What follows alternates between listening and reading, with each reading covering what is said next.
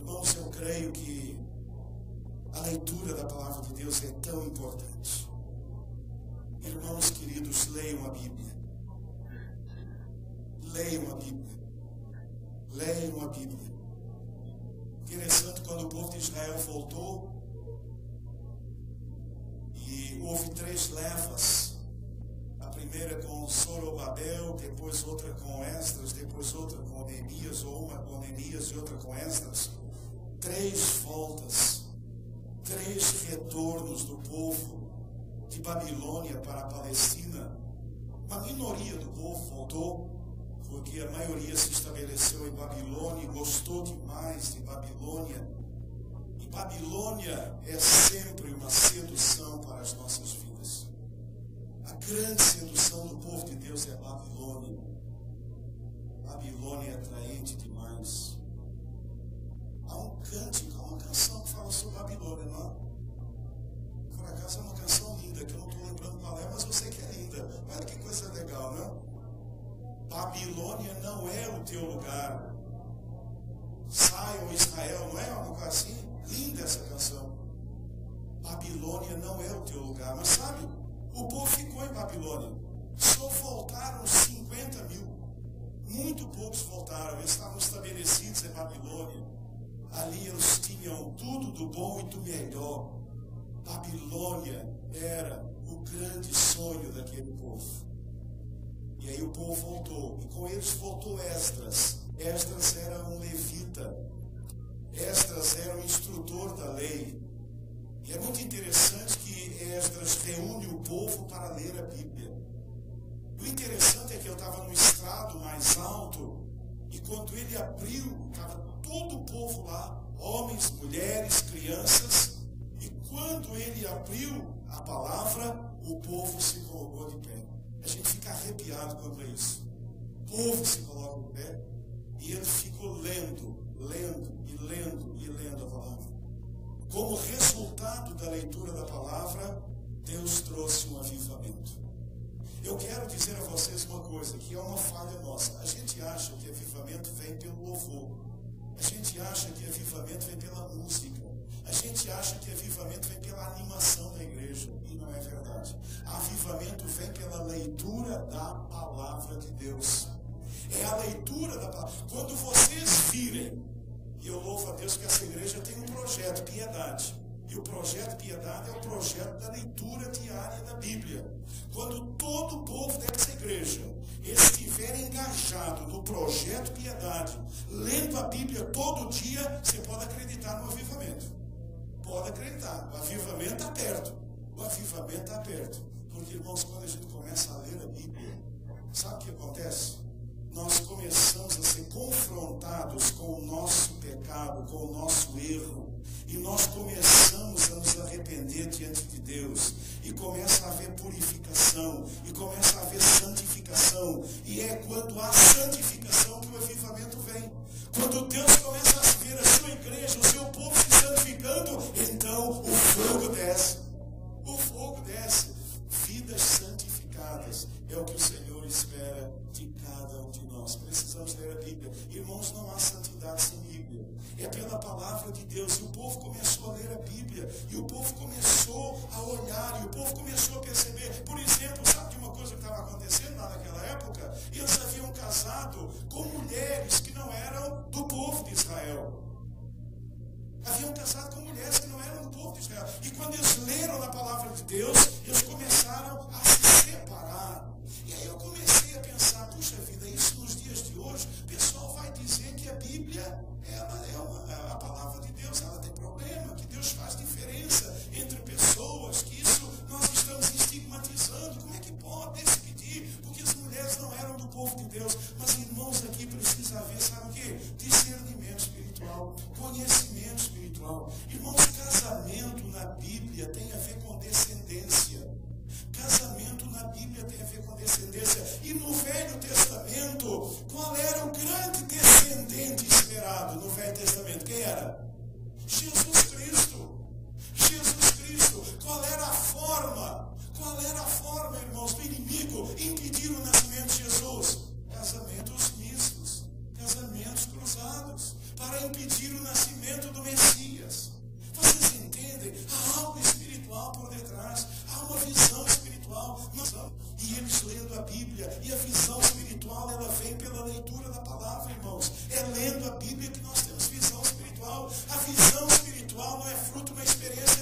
mística, mas ela é fruto da leitura da palavra de Deus. E quando lemos a Bíblia, o Espírito começa a revelar aquilo em nós que não agrada ao Senhor. E nós começamos então a nos purificar, a nos santificar. E aí o avivamento de Deus vem sobre a vida do seu povo. Precisamos ler a Bíblia. Irmãos, leiam a Bíblia. Irmãos, amem a Bíblia. Irmãos, separem um tempo para ler a Bíblia. Irmãos, tem que acordar mais cedo. Quem não acorda cedo não fica rico, gente. Da graça de Deus, inclusive. Da graça de Deus. Hoje eu precisei acordar mais cedo para ler a Bíblia. Senão não ia lê-la. Você precisa acordar cedo e fazer um pacto de leitura. Projeto Piedade. 15 minutos com Deus. 7 minutos e meio de leitura, 7 minutos e meio de oração. Mas vai abençoar a sua vida. Queridos, eu quero convidá-los para abrirem as suas Bíblias nesta manhã. Nós estamos dando continuidade à mensagem do primeiro domingo do mês passado, que não houve como terminá-la. Então eu quero convidar você para abrir a sua Bíblia em 1 Coríntios, capítulo 11, versículos 23 ao 34. Irmãos, essa semana eu estava estudando sobre a igreja de Corinto. É tão bom estudar a Bíblia. Vocês sabem por que havia um problema de línguas em Corinto? É bem interessante. É a única igreja onde há um problema sério com línguas, né? Porque os coríntios, eles eram egressos de uma religiosidade muito pagã. E ainda hoje, quando você vai a Corinto, tem lá a montanha. E no alto daquela montanha tinha uma Acrópolis, e Acrópolis é esse lugar alto, onde estava um grande templo pagão. E nesses templos pagãos, o que caracterizava essas religiões eram duas coisas, os êxtases e os entusiasmos. Os êxtases eram manifestações místicas tremendas, em que as pessoas entravam em contato com divindades. E nesse contato com as divindades, nessa experiência mística, eles também falavam, não propriamente línguas, mas eles balbuciavam. E quando eles caíam nesse transe e perdiam completamente o controle, então eles se achavam o máximo. Para eles isso era o máximo de espiritualidade. Lá no paganismo. E isso acabou sendo trazido para dentro da igreja. Por isso é que os coríntios tinham assim uma verdadeira, eles eram assim apaixonados pelo dom de línguas. Sabe por quê? Porque eles achavam que quem começava a falar aquelas línguas era o crente mais espiritual que tinha. Era o crente mais espiritual. Então Paulo teve que escrever para eles. Paulo teve que orientá-los em relação a isso. Paulo teve que dizer 7 coisas. Ele escreve 3 capítulos, 12, 13 e 14. 13 é o capítulo do amor, para falar com os coríntios sobre esta questão. Mas o apóstolo Paulo, havia um outro problema, né? Aliás, a igreja de Corinto, irmãos, eu não queria pastorear, não. Eu confesso a vocês que se viesse uma comissão de Corinto para me convidar, eu ia dizer, eu vou ficar em Copacabana, não vou para Corinto de jeito nenhum. Porque tinha um outro problema lá em Corinto. Pessoal, antes da ceia, tinha uma festa, era a festa do Ágape, era uma festa de amor. Eles reuniam a igreja, não era tão grande quanto esta nessa manhã, eram grupos menores, e eles se reuniam numa festa, era a festa do Ágape. Cada um trazia o seu farnel. Todos eles traziam, colocavam na mesa. E aí, olha o que acontecia. O pessoal mais rico ficava de uma ponta, o pessoal mais pobre da outra.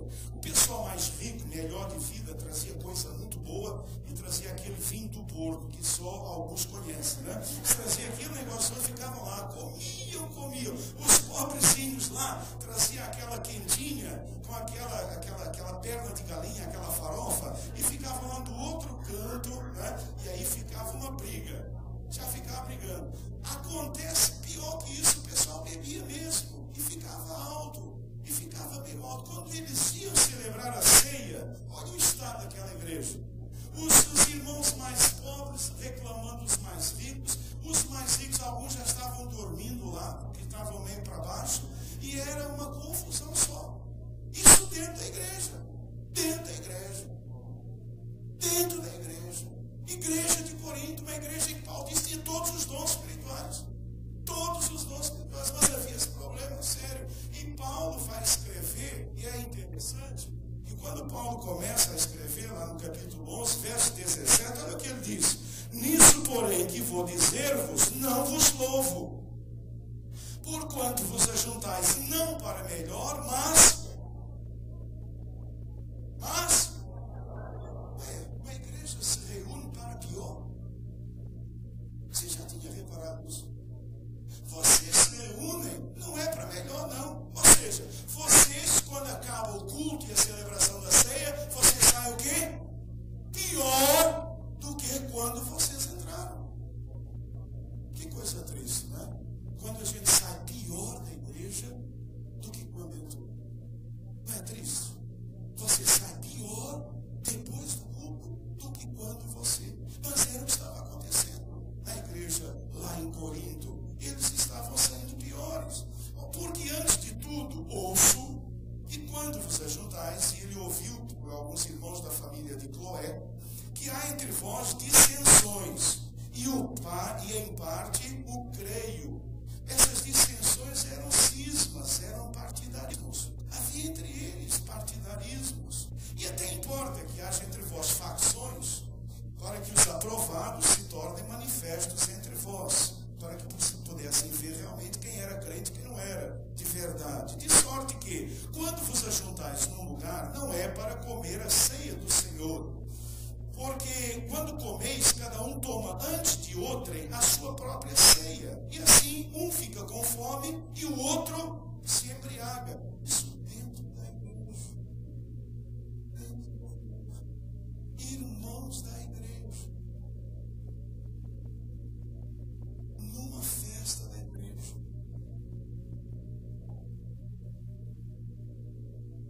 Não tendes, porventura, casas onde comer e beber, ou desprezais a igreja de Deus e envergonhais os que nada têm. Aqueles irmãos mais abastados ficavam como que querendo se mostrar melhores do que os outros. Que vos direi? Louvar-vos-ei? Não. Nisto não vos louvo. Porque eu recebi do Senhor o que também vos entreguei. Que o Senhor Jesus, na noite em que foi traído, tomou pão e, havendo dado graças, o partiu e disse: isto é o meu corpo, que é por vós. Fazei isto em memória de mim. Semelhantemente também, depois de cear, tomou o cálice, dizendo: este cálice é o novo pacto no meu sangue. Fazei isto todas as vezes que o beberdes, em memória de mim. Porque todas as vezes que comerdes deste pão e beberdes do cálice, estareis anunciando a morte do Senhor até que ele venha. De modo que qualquer que comer do pão ou beber do cálice do Senhor indignamente será culpado do corpo e do sangue do Senhor. Examine-se, pois, o homem a si mesmo, e assim coma do pão e beba do cálice. Porque quem come e bebe para a sua própria condenação, se não discernir o corpo do Senhor. Por causa disso, há entre vós muitos fracos e enfermos na fé, e muitos que já morreram. Mas, se nós nos julgássemos a nós mesmos, não seríamos julgados. Quando, porém, somos julgados pelo Senhor, somos corrigidos para não sermos condenados com o mundo. Portanto, meus irmãos, quando vos ajuntais para comer, esperai uns pelos outros. Se algum tiver fome, coma em casa, a fim de que não vos reunais para condenação vossa. E as demais coisas eu as ordenarei quando for. Como os irmãos podem perceber, o que estava acontecendo com esses queridos e amados irmãos da igreja em Corinto é que eles haviam perdido completamente a visão espiritual da ceia do Senhor. Participar a ceia havia se tornado algo mecânico. Na verdade, era um ritual.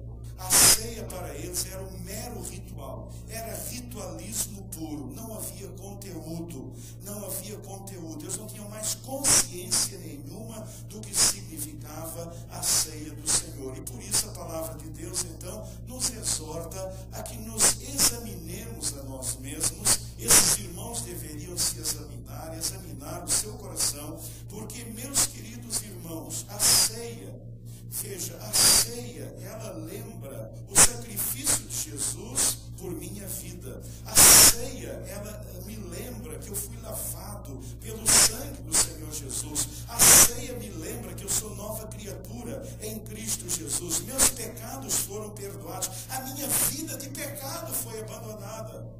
Esse é o significado da ceia. Como é que eu posso então participar da ceia se eu estou vivendo no pecado? Como é que eu posso participar da ceia se eu estou vivendo no pecado? Então é isso que o apóstolo fala aqui aos irmãos, vocês precisam examinar. E por isso nós começamos vendo no domingo, no mês passado, requisitos para participar da ceia do Senhor. Eu vou pular os dois primeiros, porque nós já os vimos quer dizer, vou pular não, os irmãos vão poder ver, não, mas eu vou pulá-los. Um primeiro requisito que nós vimos bíblico para participar da ceia do Senhor é uma avaliação pessoal. A Bíblia diz, examine-se o homem a si mesmo. Então você e eu precisamos nos examinar antes de participar da ceia do Senhor. E aí nós vimos o quê? Que nós precisamos então examinar se eu estou vivendo uma vida de santidade. Vimos o texto bíblico. Eu estou me santificando, ou seja, eu estou me separando para o Senhor. Eu estou vivendo uma vida voltada para o Senhor. Eu estou vivendo uma vida mais consagrada para o Senhor. Eu preciso perguntar isso. Eu estou frutificando para o Senhor. Eu estou dando frutos para o Senhor. A minha vida está sendo uma vida frutífera para o Senhor. Então eu preciso fazer esta avaliação diante da mesa, diante da ceia. Deus, há alguma coisa na minha vida que não está agradando ao Senhor? Deus, há algo que o Senhor quer de mim que eu não estou dando para o Senhor? Deus, há um chamado do Senhor para a minha vida. Deus, há um propósito revelado para a minha vida. Deus, será que eu estou fugindo como Jonas fugiu? Então esta é uma avaliação que eu preciso fazer nesse instante. Então você precisa fazer esta avaliação. Como está a sua vida diante do Senhor? Como eu disse, esse momento não é para pensar em quem não está aqui. A mensagem não é nunca para quem não está. A mensagem é somente para aqueles que estão. Então é para mim, não é para minha mulher, é para mim. Deus, há algo na minha vida que não está agradando. O Espírito Santo, então, ele vai e ele revela, e ele mostra, ele confronta, e eu posso então confessar, me arrepender, abandonar, e eu posso então me consagrar mais e mais ao Senhor. Então, queridos, esse é um momento de consagração. Há algo que o Senhor tem pedido de você, há algo que o Senhor deseja na sua vida, há alguém que o Senhor deseja que você possa falar do Evangelho, enfim, há algo que o Senhor espera da sua vida e você não está frutificando. Então você precisa fazer esta avaliação. Um segundo requisito bíblico para participar da ceia do Senhor é o discernimento espiritual. E esse era um problema daqueles irmãos. Eles não tinham discernimento, eles estavam ali, eles estavam na verdade. A ceia, ela era um pretexto, que eles estavam ali para comer, era para beber. Eles não estavam nem aí com a ceia do Senhor. Eles não estavam mais discernindo, e esse era um problema sério. Né? Temos consciência do alto preço da nossa salvação. Vimos o texto bíblico, foi pago um alto preço. Cantamos isso, inclusive eu sei que foi pago um alto preço. Mas, irmãos queridos, nós temos essa consciência. Eu tenho essa consciência desse alto preço. Olha, como é que alguém tem consciência desse alto preço? É alguém que vive derramado em louvor e adoração ao Senhor.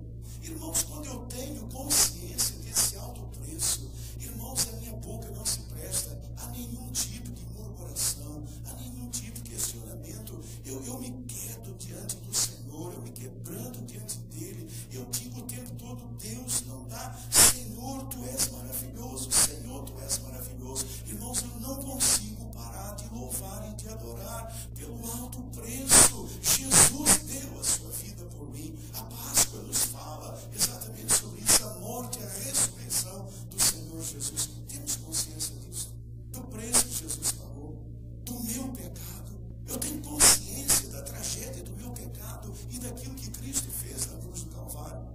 Eu tenho consciência da maravilhosa graça da minha salvação. Eu vivo na graça, eu vivo pela graça. Eu louvo o Senhor.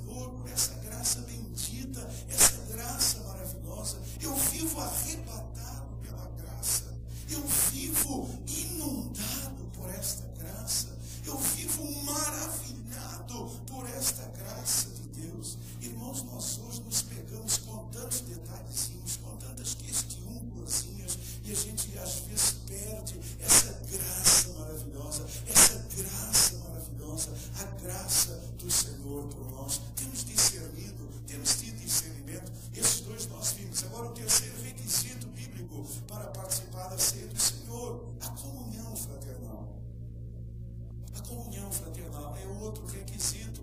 É o texto que eu li lá do início. Aqueles irmãos, na verdade, eles estavam ali reunidos, mas não havia comunhão entre eles, não havia relacionamento, não havia comunicação. De um lado ficavam os irmãos mais abastados, do outro lado os irmãos menos abastados. Depois disso, eles ainda tinham lá na igreja aquele problema sério. Uns diziam que eram de Paulo, outros diziam que eram de Pedro, outros diziam que eram de Apolo, e outros diziam que eram de Cristo, os mais espirituais. Então eles tinham problemas sérios lá de comunhão, de relacionamento entre eles. Então a ceia, o requisito é esse. Eu tenho comunhão com os meus irmãos em Cristo. Eu amo a minha igreja, eu amo os meus irmãos em Cristo. Olha que coisa linda, eu estou amando, eu estou cuidando dos meus irmãos. Abra lá em Colossenses 3, de 12 a 14, e veja o que diz a palavra do Senhor. Colossenses 3, de 12 a 14. Olha o que diz lá a palavra do Senhor. Revesti-vos, pois, como eleitos de Deus, santos e amados, de entranhas de misericórdia. Irmãos, essa expressão significa que realmente a misericórdia nos toma completamente.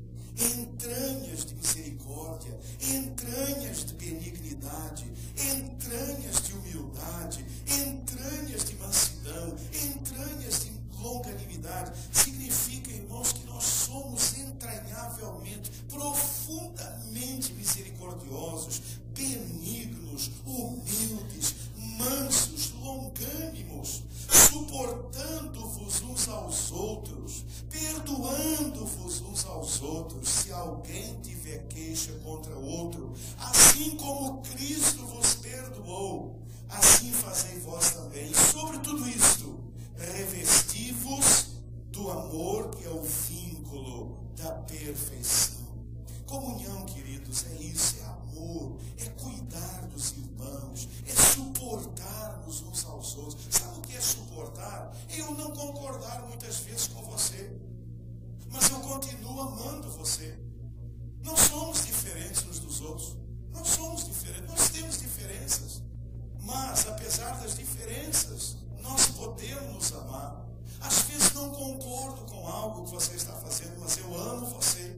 E eu vou suportar você até que você possa superar e vencer esta dificuldade. Suportando, perdoando-vos uns aos outros, se alguém tiver queixa contra o outro. Irmãos, o perdão é divino. O perdão faz parte da comunhão. Eu não posso ter comunhão com quem não perdoa. Eu não posso participar da ceia se não há perdão, irmãos. Irmãos, a ceia fala do perdão de Deus por mim. Ao me acercar da mesa, eu estou dizendo: Senhor, obrigado, porque o Senhor me perdoou, mas eu não perdoo. Aí me coloco na condição daquela historinha que Jesus contou.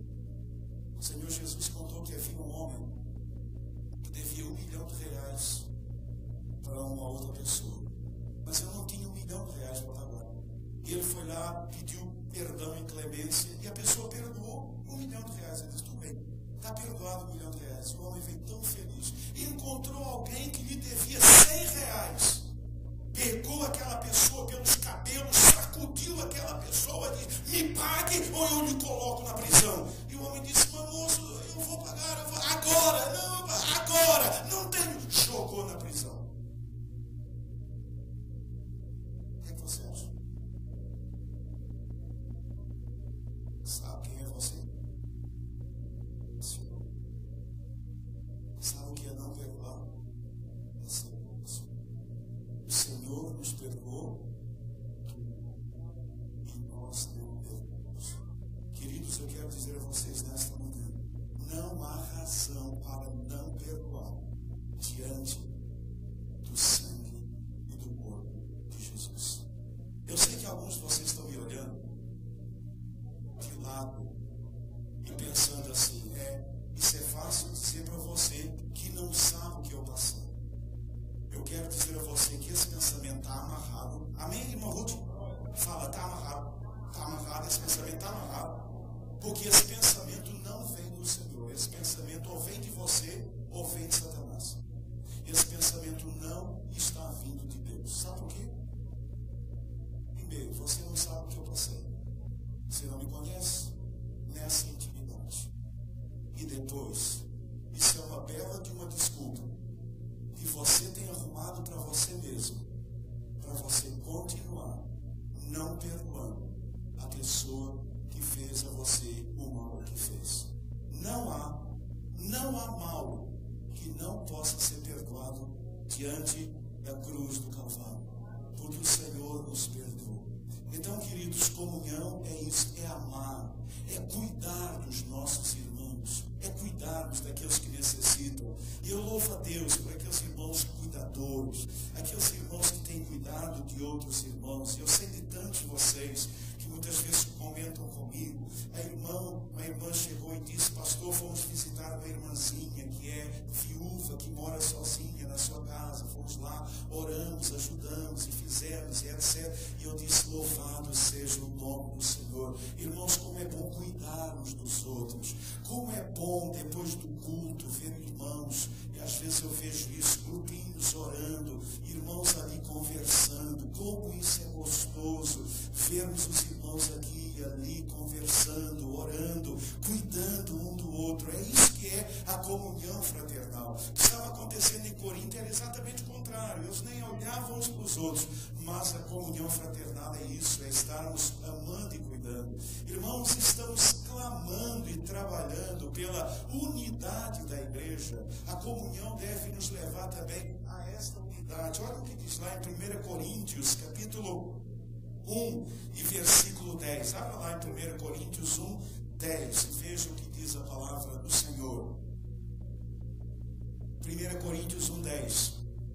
Rogo-vos, porém, irmãos, pelo nome de nosso Senhor Jesus Cristo, que digais todos uma mesma coisa, e que não haja entre vós dissensões, antes sejais unidos em um mesmo pensamento e em um mesmo parecer. Essa unidade é quanto à lealdade e à devoção ao Senhor Jesus. Precisamos ser unidos, precisamos clamar, precisamos trabalhar pela unidade da igreja, para que dessa forma a comunhão seja uma realidade em nosso meio. A igreja em Corinto, queridos, era uma igreja dividida, era uma igreja desunida, era uma igreja onde não havia comunhão. Aquela igreja é tipo aquela igreja em que o irmão sentava de um lado e o outro sentava do outro, e eles não podiam se encontrar um com o outro dentro da própria igreja, porque não havia unidade, não havia harmonia entre aqueles irmãos em relação às coisas do Senhor, em relação à obra do Senhor. Irmãos, deve haver unanimidade na vida da igreja, para que o Espírito Santo se sinta à vontade em nosso meio. Onde há divisão, o Espírito Santo não se sente à vontade. Onde há facção, o Espírito Santo não se sente à vontade. Onde existem partidos, o Espírito Santo não se sente à vontade. E há uma igreja no Apocalipse chamada Laodiceia, que colocou o Senhor para fora. Porque aquele texto que nós usamos para evangelizar, amém por isso, quando Jesus diz: eis que estou à porta e bato, na verdade, é verdade que ele também está à porta do coração, mas ali no texto ele está à porta do quê? Ele está à porta da igreja. Ele está à porta da igreja. Por quê? Porque a igreja o colocou para fora. A igreja o colocou para fora. Porque, irmãos, quando nós não deixamos o Espírito Santo agir, quando nós queremos que a nossa opinião seja a que prevalece, nós estamos empurrando o Senhor para fora. Nós estamos dizendo: Jesus, olha, aqui o Senhor não manda nada. O Senhor, por gentileza, se coloca para fora, que nós queremos decidir e não precisamos do Senhor. Era isso que aquela igreja fazia. Por isso, irmãos, a comunhão fraternal. Eu posso discordar de você. A gente pode discordar. Por exemplo, nós temos irmãos aqui que torcem por times diferentes. E isso é inevitável. Mas você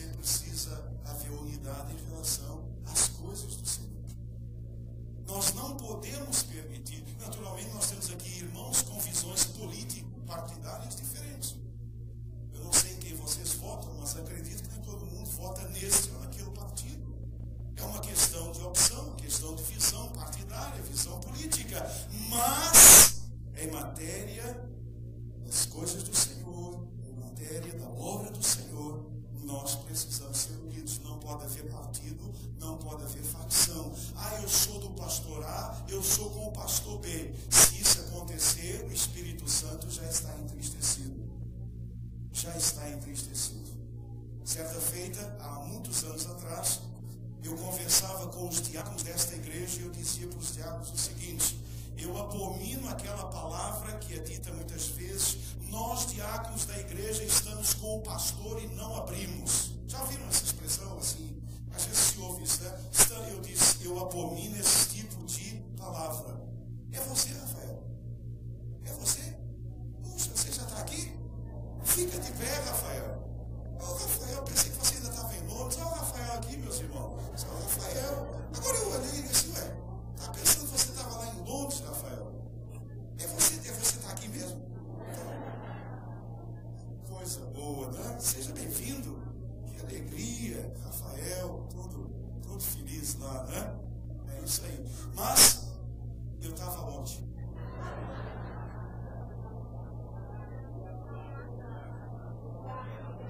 Os diáconos, estamos com o pastor e não amigos. E aí eu disse para eles, eu não aceito essa palavra. A nossa palavra como igreja tem que ser só uma: estamos com Jesus e não abrimos. Enquanto o pastor estiver com Jesus, tem jeito. Mas se o pastor deixar de estar com Jesus, nós não estamos mais com ele, porque nós estamos com Jesus. Nós estamos com Jesus e não abrimos. É essa a igreja unida. É esta igreja onde há comunhão fraternal. Estamos com Jesus e não abrimos mão de estar com Jesus. Não assumimos partidarismo de quem quer que seja. Nós estamos com o Senhor Jesus, porque Ele é o Senhor de nossa igreja. Queridos, nunca assumam partido de ninguém, mas estejam sempre do lado de Jesus. Do lado de Jesus. Você está do lado. Se não tiver, você não está do lado dessa pessoa, e ore para que o Senhor faça a obra. Nós precisamos clamar e trabalhar pela unidade da igreja. E finalmente, um quarto requisito bíblico para participar da ceia do Senhor é a paixão evangelical. Versículo 26 diz lá, do capítulo 11, diz lá: porque todas as vezes que comerdes deste pão e beberdes do cálice, estareis anunciando a morte do Senhor até que Ele venha. Ou seja, o valor da morte do Senhor, o valor salvífico, o valor da morte do Senhor Jesus Cristo. Irmãos, ao participar da ceia, 2 perguntas. Nós estamos comprometidos em orar pelos perdidos? Veja o que diz lá em Lucas 10 e verso 2. Veja o que diz lá a palavra de Deus, Lucas 10, 2. E dizia-lhes: grande é em verdade a seara, mas os obreiros são poucos. Rogai, pois, ao Senhor da seara que envie obreiros para a sua seara. Precisamos orar para que mais obreiros sejam enviados. Precisamos orar para que as pessoas se convertam ao Senhor Jesus Cristo. Irmãos, sem oração não há conversão. É a oração que leva a pessoa a se converter. É a oração, precisamos orar pelos perdidos, para que mais vidas sejam enviadas, para que as pessoas se convertam ao Senhor. Aqueles que já são do Senhor, devem estar orando sempre: Deus, se há alguém aqui que ainda não conhece o Senhor, se há alguém aqui que ainda não é do Senhor, Deus toque esse coração, Deus levanta essa vida, Deus salva essa pessoa, em nome de Jesus. Precisamos orar pelos perdidos. Se não houver oração, não há conversão. A conversão depende da oração. Precisamos orar pela conversão das pessoas. Então orem para que Deus mande pessoas, orem para que pessoas se convertam ao Senhor Jesus Cristo, ao Senhor Jesus Cristo. Há um grande servo de Deus do passado chamado Moody, e dizem que quando ele estava orando, quando eu estava pregando lá, debaixo do púlpito, lá debaixo da plataforma, havia uma sala em que havia um diácono que ficava ali orando. orando, e quando ele precisava de mais poder para pregar, mais poder para quebrar as cadeias, quando ele percebia aquele ambiente tenso do ponto de vista espiritual, quando ele percebia a guerra espiritual, e às vezes, queridos, nem todos percebem isso, mas o pregador percebe isso muito bem. Às vezes você está ali sentado, olhando para frente, e você não está imaginando, e não está vendo, e não está percebendo a guerra espiritual. Ela é invisível, ninguém percebe, às vezes ninguém vê, ela não é visível, mas a guerra espiritual estava ali. E diz lá, e diz aos seus biógrafos que ele batia com o pé, e aquele homem lá embaixo, ele orava mais, ele orava mais. E dizem que quando esse homem morreu, o ministério de mundo deixou de ser o que é. Esse homem morreu. Ele que levava milhares de vidas a Jesus, o seu ministério começou a ter. Porque não basta um pregador que tem. São necessários intercessores que oram para que as cadeias sejam quebradas. Irmãos, vocês já pararam para pensar o que é um incrédulo? Quem é a pessoa sem Jesus? A pessoa sem Jesus, você olha para ela, ela é igual a você, igual a mim, é uma pessoa normal. Mas espiritualmente ela está aprisionada por cadeias, por grilhões. Você quer ver uma coisa interessante? A sua Bíblia lá em Salmos.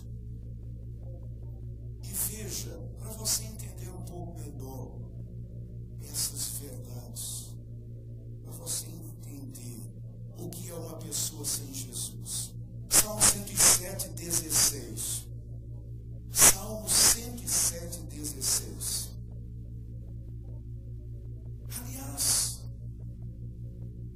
a partir dos 10, quanto aos que se assentavam nas trevas e na sombra da morte, presos em aflição e em ferros, por se haverem rebelado contra as palavras de Deus e desprezado o conselho do Altíssimo, eis que lhes abateu o coração com trabalho, tropeçaram e não houve quem os ajudasse.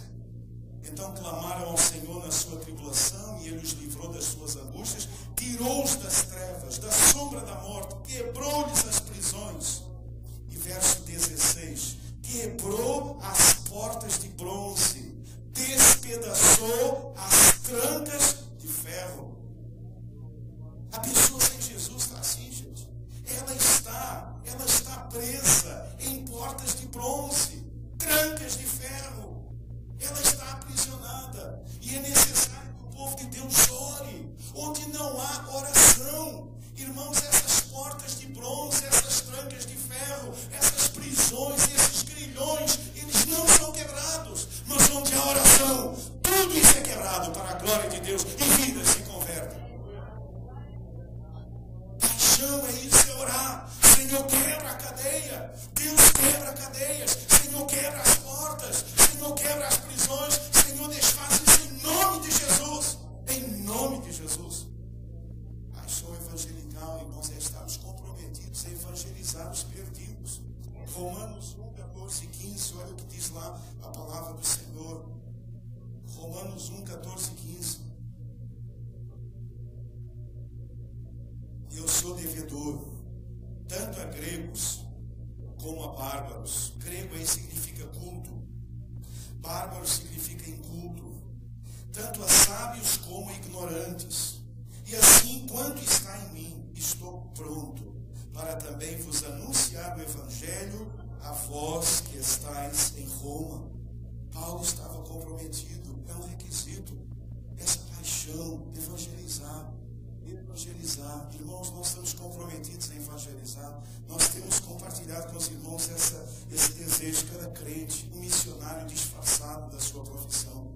Cada crente, um missionário missionário disfarçado. Onde você está, onde você for, onde você estiver, é o seu campo missionário. Ali é o seu campo missionário. Ali você pode levar a palavra de Deus, ali você pode evangelizar. Paulo diz: eu estou pronto, irmãos, que nós possamos estar prontos também nessa manhã a evangelizar, a levar a mensagem de boas novas do Evangelho às pessoas que estão ao nosso redor, às pessoas que estão ao nosso redor, com essa paixão de levar a palavra do Senhor. Irmãos, que esse seja o nosso foco, que essa seja a nossa preocupação, que nós possamos viver a semana inteira com essa preocupação de ganhar vidas, de orar por eles, de orar e pedir ao Senhor que elas sejam ganhas para o Senhor Jesus, que esse seja o nosso desejo e a nossa oração. Vimos então, queridos, 4 requisitos bíblicos. O primeiro requisito qual é? Uma avaliação pessoal, sair-se o homem a si mesmo. O segundo requisito é discernimento espiritual. O terceiro requisito qual é? Comunhão fraternal. E o quarto requisito? Paixão evangelical. Que nesta manhã, diante da mesa da ceia, cada irmão aqui presente faça uma avaliação pessoal diante do Senhor. Que cada irmão e irmã discirna o preço e a graça da sua salvação. Que cada irmão aqui presente ame os irmãos e lute pela unidade da igreja. Que cada irmão aqui presente assuma o compromisso de orar e evangelizar os perdidos.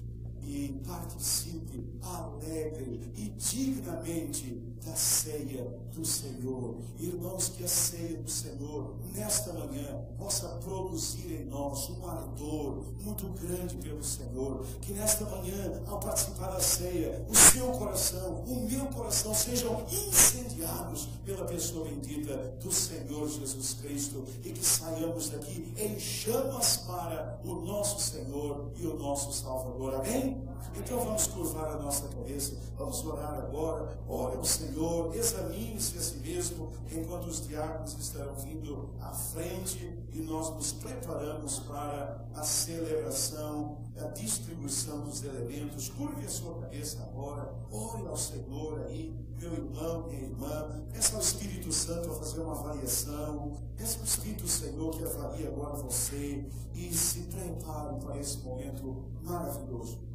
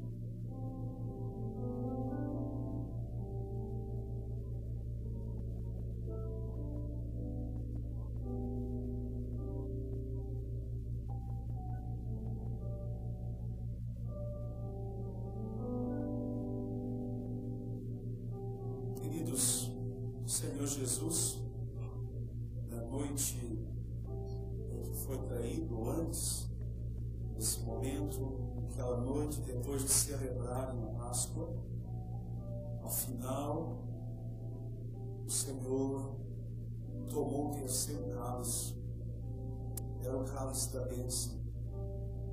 O Senhor o abençoou e ele disse aos discípulos: este cálice é o meu sangue. Eles haviam acabado de pensar naquele cordeiro que fora sacrificado, cujo sangue tinha sido usado para passar nos umbrais das casas, e o anjo da morte havia passado e nada feito ali, porque eles estavam cobertos pelo sangue do cordeiro. Mas agora, queridos, o Senhor diz que Ele mesmo é o Cordeiro. Derramou o seu sangue. Mais tarde, aliás, antes disso, no início do seu ministério, João Batista, quando viu Jesus, disse exatamente isso: eis o Cordeiro de Deus, que tira o pecado do mundo. Depois o Senhor pegou o pão, o Senhor o partiu, o Senhor o distribuiu para os seus discípulos, dizendo: tomai e comei, este pão é o meu corpo quebrado por vós. Fazer isto todas as vezes que comeres, em meu nome. Naquele instante, o Senhor Jesus instituía a ceia, este memorial bendito e maravilhoso, que nos lembra tão grande salvação, que nos desafia a viver uma nova vida diante do Senhor. Participar da ceia é se identificar com o Senhor. Participar desse momento é você dizer: eu creio, eu recebo e eu vivo para a glória do Senhor Jesus Cristo. Participar deste momento é não haver nenhum pecado revelado, não confessado e abandonado em nossas vidas. Participar da ceia é não continuar cometendo algum pecado revelado, conhecido, sem que antes tenhamos confessado, arrependido. Por isso, nesse instante, diante desta mesa, o Senhor Jesus convida você a participarmos deste momento. Alguém perguntou certa vez: o que é isso, uma igreja? O que é uma igreja?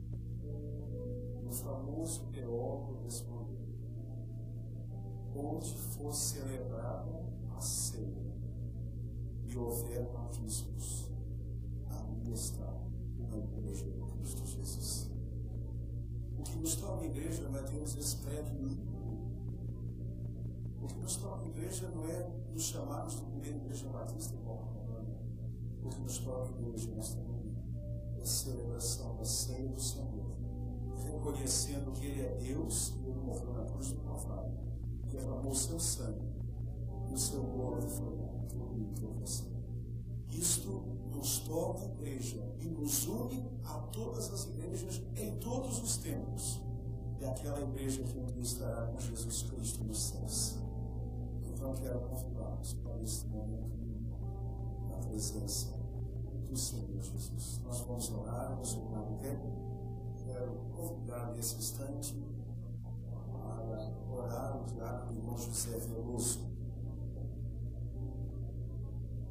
Deus louvamos o nosso Senhor, esta oportunidade, ou mais uma vez, Deus, por Deus, pelo momento, Deus, servindo a Santa Ceia, participando dela, Pai, cuida de cada um de nós, Deus, para que estejamos preparados para este dia. Deus, tira do nosso coração aqui como repetíssimo, Deus, capacita-nos, participando da ceia, Senhor. Pai, obrigado por filho seja por nós. Senhor, não suportaríamos o que Jesus Cristo suportou. Não te agradecemos por tão grande amor para nós. Caro Senhor Deus, que estás em tudo esse feio, nós em nome de Jesus. Louvado seja Deus. Irmãos, glória em todos a semana.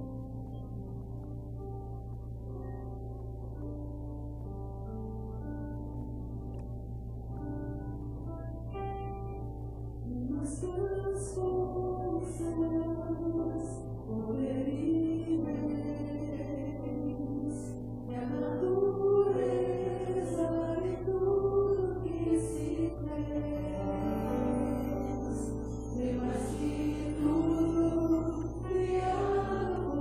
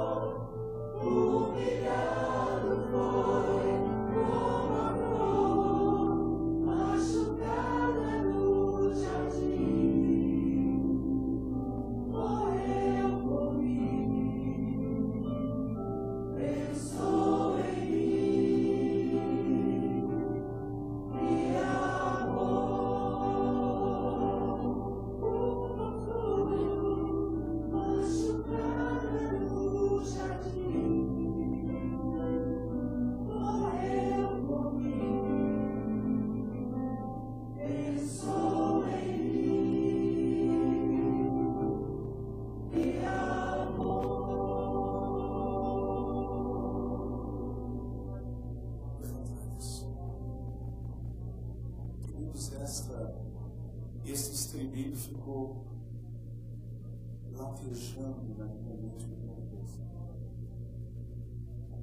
O Senhor Jesus morreu por mim, pensou em mim. Depois de muitos anos, eu estava aqui me regocijando. E naquela cruz, Jesus estava pensando. Vocês já pensaram isso? Jesus estava lá também. Ele morreu por mim. Ele pensou. Ele me amou. E por isso eu sou o que sou. Porque eu sou a pessoa mais amada desse mundo. Eu sou amado. Você é amado. Você é amado. Você pode experimentar esse amor dele nessa manhã. Morreu por mim.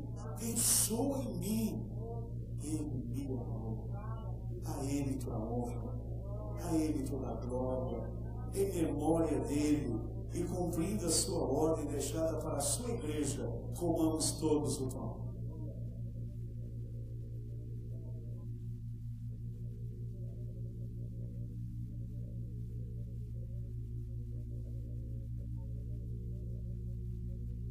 Queridos, lembrando que Jesus morreu por nós, que Jesus pensou em nós, que Jesus nos amou tanto, em memória de Jesus e cumprindo a sua ordem deixada a nós, bebamos todos o cálice.